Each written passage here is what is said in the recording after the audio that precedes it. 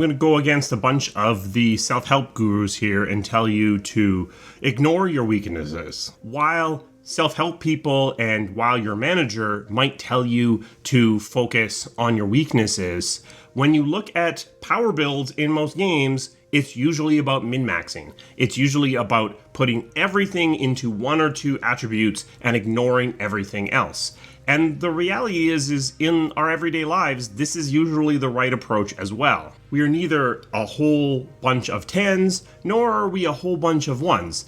Each of us is a different collection of things that we are strong at, things that we are weak at. This means that each of us is different and interact with the world in different ways.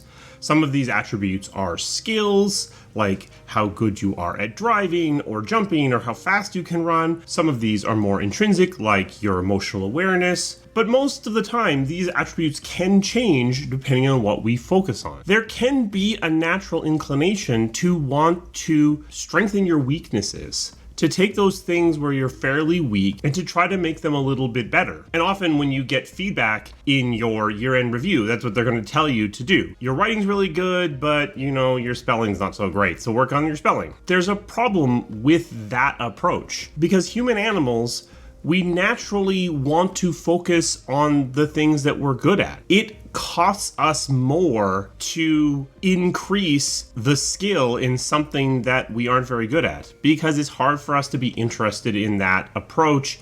It's hard for us to see what we're doing wrong. As a result, it can be really hard for us to lift up those weakest of our skills. On the other hand, for our strongest skills, these are the things that we love. These are the things that we're interested in, and these are the things that we're good at. So there, putting effort into strengthening our strengths can actually be a lot easier.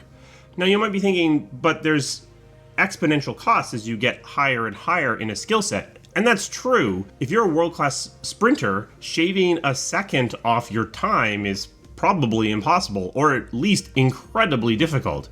For me to shave a second off of my 100-meter dash time is probably very, very easy. So as you approach the top world-class tier in a skill set, it does become more and more expensive to improve that skill. But the payoff of that improvement also goes up exponentially. A coder who takes their architectural skills from an 8 to a 9 can demand a lot more from a compensation perspective.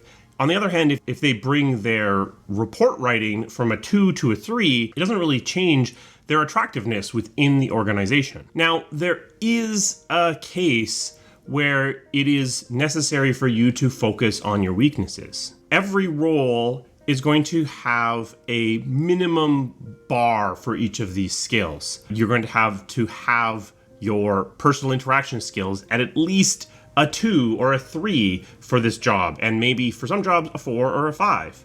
And if you're below that threshold, then, well, if this is the role that you want, you have no choice but to at least get above that minimum bar. But once you're beyond that minimum bar, those skills aren't serving you particularly well. Some roles, some organizations are going to have very high minimum bars across most skills. If you are running an indie studio of one person, well, you kind of need to know how to do everything to some degree, so the minimum bar is quite high. If you are in a very highly specialized role, then the minimum bar for most skills will actually be very low, and in fact, maybe intentionally even pushed down by the organization in an effort to encourage you to focus on that specialization. So if you're focusing on your strengths and ignoring your weaknesses to a large degree, how do you deal with those blind spots, with those weaknesses? Well, first of all, as we're kind of circling around to some degree here, you can avoid your weaknesses by your choice of role in the first place. If your coding isn't very good, if it's a 2, maybe don't become a programmer. Within an organization, there are often opportunities to adjust the role that you're in to lean into your strengths and lean away from your weaknesses. Indeed, if you are in a senior enough position, often the organization might be incentivized to build a role around your strengths and weaknesses to match what you're really good at. and to push you into the places that you're already strong at. If that's not possible, if you have a role that requires a relatively broad skill set, you can, in a lot of cases, use your strengths to cover your weaknesses. If you are strong in something, you can use that strength as a buffer, as a shield against that weakness. Sometimes by preventing tasks that would hit those weaknesses from coming in the first place, sometimes by just tackling those issues in different ways. The final, and I would argue the best way to deal with your weaknesses, is by having people around you who have strengths where you have weaknesses. If you're building a team out of identical people, your weaknesses are almost multiplied. You just have weaknesses in the same place. But if you have a diverse team of diverse voices with different strengths and different weaknesses, and you're willing to listen to those people, then their strengths cover your weaknesses, your strengths cover their weaknesses. And in that way, you end up having strengths everywhere and weaknesses nowhere. And by having people who have a variety of strengths and weaknesses, you're able to cover everything. Now, is all this to say that there's no role for generalists who are pretty good at a lot of things?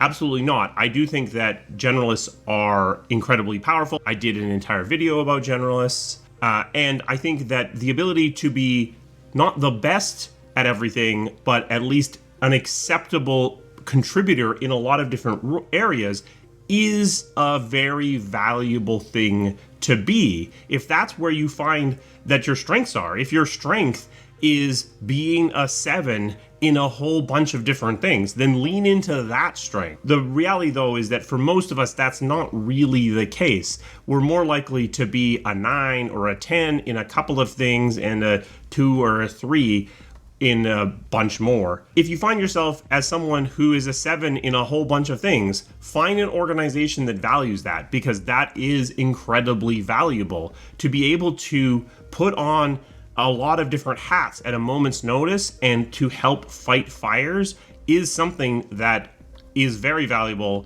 at a lot of organizations. And know yourself and know that that's what you're good at. Now, all of this ultimately comes down to actually knowing your own strengths and weaknesses.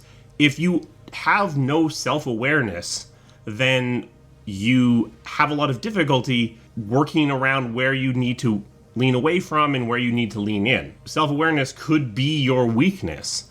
And in that case, well, what do? Well, if you're weak in self-awareness, hopefully you're stronger in listening to other people when they tell you places that you need to work on. Don't necessarily take the advice of fix this thing.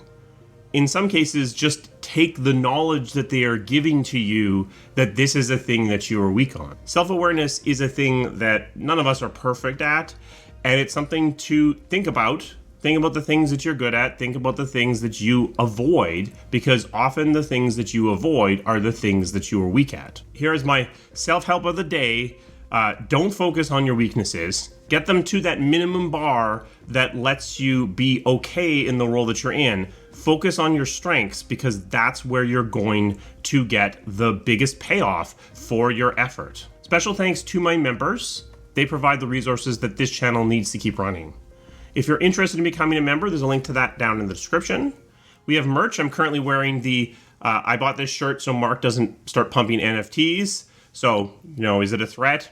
Who knows? There's a shelf for the merchandise below the video as well. What do you think? How do you focus on self-improvement? Do you focus on your strengths? Do you try to patch up your weaknesses? Do you do a little bit of both? Let me know that down in the comments. I will see you again soon. Thank you.